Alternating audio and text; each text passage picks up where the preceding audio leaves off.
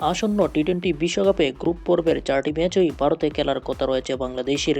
তবে সম্প্রতি দুই দেশের কূটনৈতিক সম্পর্কে ব্যাপক অবনতি হয় অনিশ্চিত ওই ম্যাচগুলো। নিরাপত্তা শঙ্কায় ভারতের মাটি থেকে নিজেদের ম্যাচ সরিয়ে নিতে আইসিসিকে অনুরোধ জানিয়েছে বাংলাদেশ ক্রিকেট বোর্ড অর্থাৎ বিসিবি। বিকল্প ভেন্যু হিসেবে আসন্ন টি-20 বিশ্বকাপ সহ আয়োজক শ্রীলঙ্কার নাম প্রস্তাব করেছে বিসিবি। তবে প্রয়োজনে এই ম্যাচগুলো আয়োজন করতে রাজি রয়েছে পাকিস্তান ক্রিকেট বোর্ডও। পাকিস্তানি সংবাদ মাধ্যম জিও নিউজের এক প্রতিবেদনে বলা হয়েছে, বাংলাদেশের ম্যাচ আয়োজনে আগ্রহী রয়েছেন পাকিস্তান ক্রিকেট বোর্ড।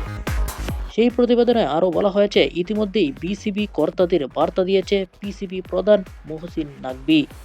বাংলাদেশ বিশ্বকাপের ম্যাচ খেলতে ভারতে যেতে না চাইলে পাকিস্তানে আসতে পারে। বাংলাদেশ দলের জন্য মাঠ প্রস্তুত রাখা হবে। প্রয়োজনে সব সুযোগ সুবিধাও পাবে বাংলাদেশ দল। উল্লেখ্য, ইন্ডিয়ান প্রিমিয়ার লিগ অর্থাৎ আইপিএল এর আসন্ন আসরে কলকাতা নাইট রাইডার্সের হয়ে খেলার কথা ছিল মুস্তাফিজুর রহমানের।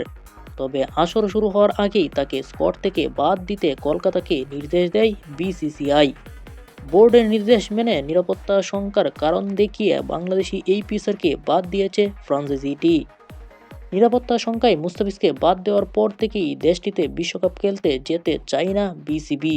এমনকি বাংলাদেশ সরকারের পক্ষ থেকেও ক্রিকেটারদের নিরাপত্তা নিয়ে উদ্বেগ জানানো হয় এবং দল না পাঠানোর পরামর্শ দেওয়া হয়।